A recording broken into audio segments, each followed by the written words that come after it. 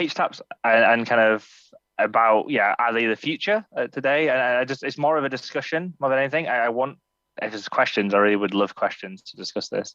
I kind of came up with the idea for this session almost to ask myself this question, and then if I could answer this question in a talk, right? And if I can answer this question in a talk, then great. And if I can't answer this question in a talk, that's fine. That's totally honest, right? So let's have the kind of discussion. I'm going to go through kind of, what they are, kind of where I think I've used them before, and kind of where I think they're appropriate and not appropriate. And we can just have that kind of honest discussion. Hopefully you're all having a great day, by the way, at SQL Bits. And hopefully if you've been here for a couple of days, you're going to have a good rest of the day. And if you're here today as well, have a good day. I hope the weather's nice in London. It's nice where I am, but I don't know if it's nice in London. So, right, cool. So just a quick thing about me. I'm a senior consultant at Avanade. Avanade have a stand at SQL Bits, so do go speak to my colleagues and go kind of find out about what we do. I'm the Avanade UK and Ireland Databricks SME, or one of the two. And I'm interested in all kind of things: Azure, data platform, architecture. I kind of have a background in computer science with kind of a AI focus. And I'm passionate about a bunch of things. If you're passionate about other things too, then definitely connect to me on Twitter. And I don't like Excel, which is fine, right? Some people really love it. It's not for me. Let's say that's my polite way of putting it. But we're going to talk about. So we're going to talk about kind of, what kind of HTAPs are, right? Kind of an origin story, kind of what challenges they solve. And I'm going to kind of give a concrete example that I've been involved in, which I think is a HTAP, even though we didn't call it HTAP at the time. Maybe we were a bit ahead of our time, or maybe it's a unicorn, right? Kind of achieving a HTAP. And then we talk about kind of what that maturity curve looks like. And then I really want to, if we have time, and I'm hoping we do, talk about Q&A and kind of get other people's experiences. I think there's a lot of good demos out there, right? And there's been some good kind of discussions at SQL Bits already on HTAPs. I find it really hard to get a good concrete example where you really, really needed a HTAP as a solution. And I think it'd be good if people do have the stories, right, to explain them, or even if it's not in this session and we have to break out somewhere else. I think it's really important. So anyway, what are they? So let's kind of go. What problem are they trying to solve, right? With there's this thing, right? Hybrid transactional analytical processing. What kind of problem is it trying to solve? Well, I guess traditionally, right, and everyone probably is aware of this, but it's just kind of a bit of context setting. Is that we had transactional analytical capabilities normally, right? Kind of separated into their own architectures, right? There's this whole idea. I think Martin Fowler's blog has a great discussion in his data mesh part around an operational data plane and an analytical data plane, right? Those two things that are completely separate. And there's a bridge between the two of them, but ultimately they're separate architectures, right? They have different components, and they don't work together. They talk to each other, but they don't work together effectively. And I think that's been a problem for a long time, right? That's effectively why most people here, right, are doing what they do, right? We're doing that, analytical kind of stuff most of the time. And I'm not going to go through this because you guys probably all, kind of familiar with it. But just a brief overview is, right. The online transaction processing systems, the kind of operational systems, right, are all about transactions and all kind of, we're all about low latency, high throughput. Individual transactions that are quite efficient. That's all they do, right? They store stuff, such as kind of, sales, right? Online sales. That's great, right? I can see what's in my order. I can see what sale I had. I know how much money I paid, all that kind of good stuff, right? I can't go and see the customer segments, right? What people are buying by customer segment, or what the total amount of money by London expenditure this month is very easily, right, without affecting that database and affecting the operational system a lot. So that's kind of that's a critical problem, and that's why stuff like online analytical processing, OLAP stuff, and most of the stuff we do nowadays, right, exists, right? It's all about modeling stuff for complex queries that don't impact operational systems, and that have good response times for those kind of complex queries. And that's kind of a traditional problem, right? So you separate them. There's two data planes, and you extract data between the two, right? That's what I imagine most people in the room's job is. It's that kind of ETL process, right, that we've talked about for a long time, and that's fine. That's good. Not everyone needs complex architectures, right? This is good for like most of the clients we work for, right? They need to extract data from their operational systems. They need to report on it. There might be some steps in the middle for ETL, and how we've solved that problem has definitely evolved, right? Even just in my short time, working on Azure Cloud, it's evolved a ton, right? That's fine and that's good, and that's it solves most problems. And that's good, and maybe HTAP isn't needed, right? If this is a good solution, but one of the problems there is there's an overhead. No matter how much you want to phrase it, right? There's some overhead, right, for that ETL process to run, even if it's an hour process, right? It's still if you're running hourly, you're still an hour behind, and some people need real time insights. I think less people need them than they think they do, but some people need real time insights for their business, and that architecture doesn't achieve that, right? It doesn't do it well. At least if it does, it's not great. So I mean that's kind of the architecture, and then people have tried to solve that problem, right? Before they've ETL, especially a long time ago, potentially took a really long time, right? And we didn't have the ability to just scale up compute in the cloud. People came up with ideas, stuff like ODSs, right? And I think that's an interesting way to solve the problem, right? So an ODS, for anyone who's not familiar, is almost it's a middle area between the two systems, right? It's probably more likely to have a schema closer to the transactional system, but its idea is it captures data and keeps like a smaller amount of data, say 30 days worth of data, maybe 90 days. So you can report on that, right, without putting any unnecessary load on the transactional system, the OLTP. And then that can obviously get pushed to the OLAP queue, or it can go directly from the transactional system. Doesn't really matter, but it kind of sits there as that middle piece that supports that reporting capability. And that's great. But one of the challenges you have there, right, is you've added a new component, got more schemas to manage, you've got more processes that can just break. There's a middleman now, right? In that kind of architecture to achieve stuff. And also there's potentially you don't have all the data in that ODS. So you have to bridge the gap again, right, between ODSs and OLAPs. And how do you do that? That's another problem you've introduced by doing this. So just to kind of contextualize, right, what is a HTAP, right? So its aim is to kind of bridge the gap, right, between those two planes, those two architectures, enable kind of real-time or near real-time, should we say, analytical capabilities on that kind of transactional data, right? So I don't need to do two databases. I don't need a third database of an ODS, right? I got one thing in theory that delivers my delivers my kind of transactional operational stuff and then my analytical capabilities. And you can define that as a couple of things. I think it's really still quite hard to define, and I'll come on to that in a moment. It usually kind of is like a hybrid of large in-memory data stores and data lakes. And it can kind of support complex analytical queries. As we just discussed, it needs to have kind of low latency on those transactions, and it's meant to be scalable, right? So you can normally scale your OLTP system or your OLAP system up, right? But you need this effectively is a coupled scalability. You need to scale both up, right? Because you can't impact one or the other. Now you have one component. You can't just say, "Oh, I'll slow down my data warehouse," by just not scaling up.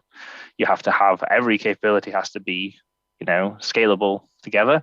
But I think there's still kind of a question there of, is it a unicorn? Because those are, I think, those, at least in my definition, or at least definitions you can find online of what kind of a HTAP brings. And I think a lot of solutions in the cloud bring that, right? I don't think you could name that, there's something very special about, especially the reference one that we'll come on to that Microsoft give, that it does uniquely, should we say, to other components in the cloud. I think it maybe does it easier, doesn't necessarily do it uniquely, and I think that's an important definition. I think you'll see, hopefully I can make an argument that as HTAP was almost like given away as like a software architecture, like there'll be products that will do this thing, right? And there are products that do that, and it's kind of morphed from when it was originally kind of proposed by Gartner, I think, to like more of like an application architecture or a solution architecture overall. Anyway, yeah. So I think it's just important to note, right? Is it still a unicorn? Because I think it's kind of poorly defined. Like there's some really key milestones of what it needs to do, but does it actually, is it not achievable with other tools? Anyway, so Microsoft have this reference version. There was a great session, I think yesterday, a link to kind of the session, and hopefully there'll be a YouTube video on it about doing HTAPs with kind of Cosmos DB and Synapse analytics. And I think there's some real potential, for this solution, right? This architecture. You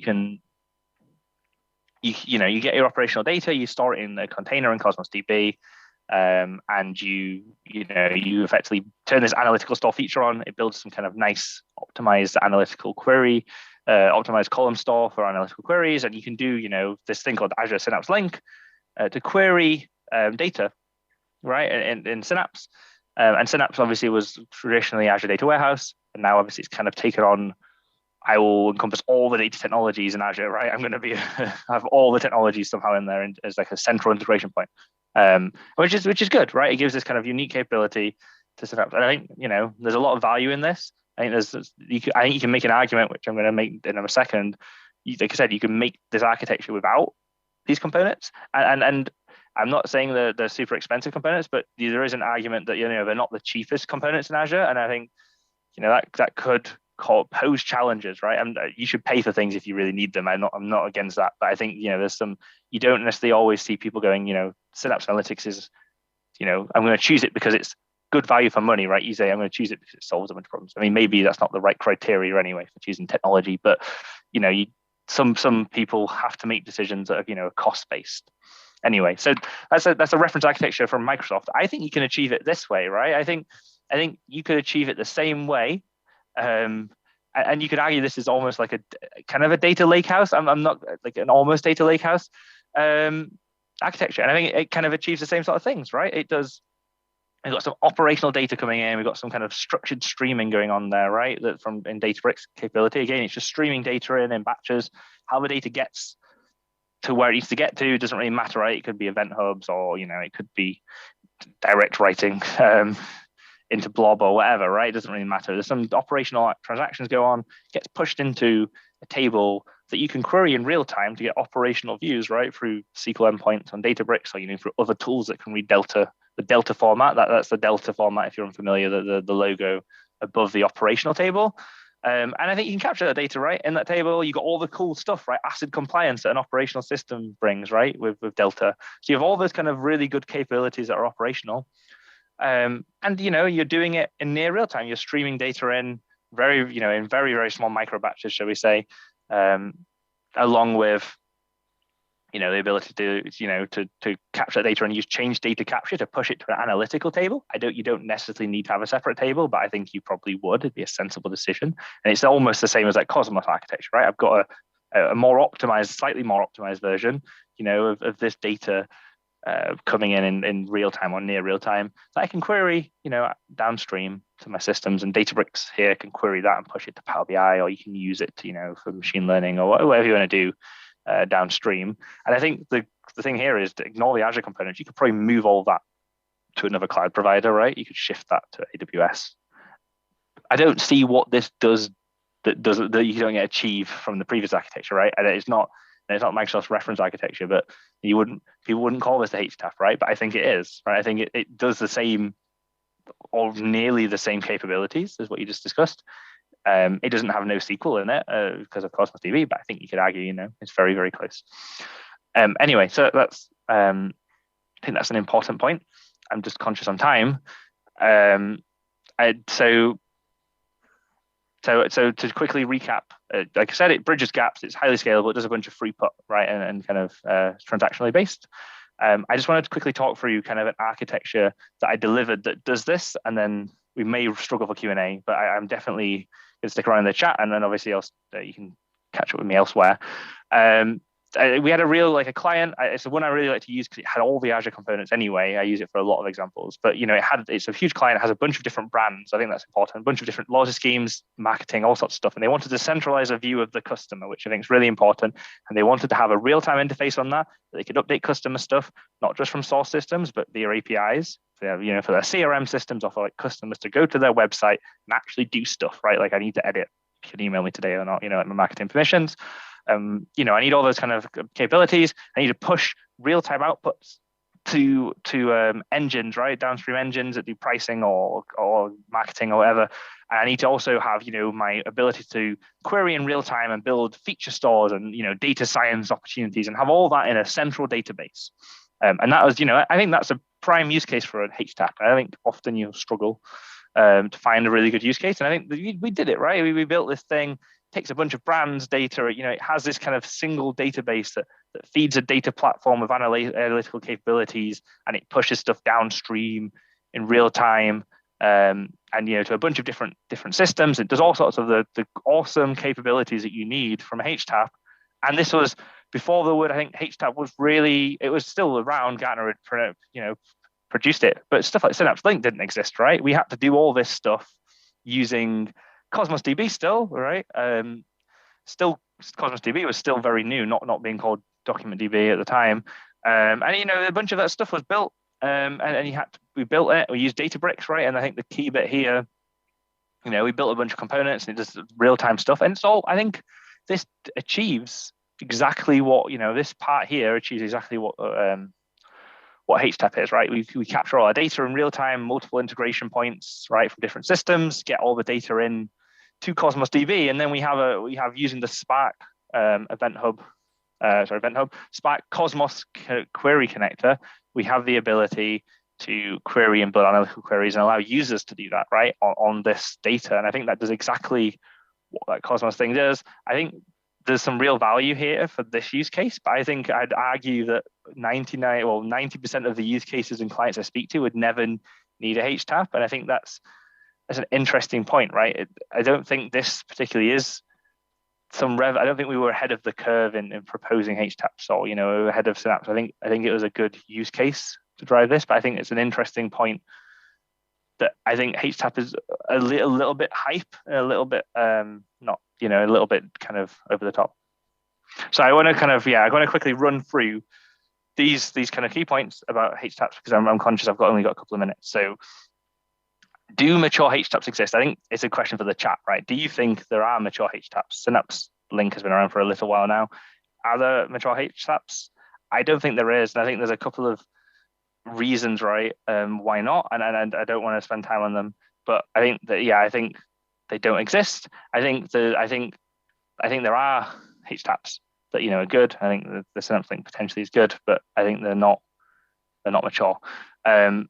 So I'm running out of time, so I want to quickly cover a couple things. I think there's a risk, right, with HTAPs that we're going back to being monolithic, right? Like, I think there's a risk, right, that you're centralizing stuff into a single product. You're losing kind of, the ability to decentralize architectures better. And I think that's a real challenge. And often they can be proprietary and expensive, right? I'm not saying that Cosmos is always super expensive, but you couldn't lift, and there's a lot of Azure components you couldn't lift, but you couldn't lift that architecture of Synapse Link straight into another cloud provider, right? You'd have to probably rewrite everything, right? Which not necessarily the case for other solutions. And I think it's interesting, right? People that don't know about the data mesh, I'm going to probably run out of time explaining that, but it's all about kind of enabling this data as a product, right, inside of businesses. And I think there's a risk that HTAPs could either undermine data meshes by centralizing ownership and becoming, and undermine it by linking operational service systems. Also, I think there's a chance that they could effectively unleash the perfect capability of data mesh, right? It depends on how they play with data meshes in the future, and how if you use them in application architectures. I think also there's a thing to discuss on HTAPs that we probably won't have time to discuss around kind of how they I'm going to run out of time, so I'm just going to go through some links here, right? If you want to check, the slides are uploaded online, and please do check those sessions out. And obviously, like I said, the Theo had a session earlier in the week that covered HTAP workloads using Cosmos DB, and I think that's a really great session to get to know stuff. And there's a bunch of links that I've mentioned in the talk. Please give some feedback. I know we kind of run to time, but yeah, if you have any questions, I'll answer them in the chat or on Twitter or on my email. Just please drop me an email, and just please give feedback, even if this was terrible.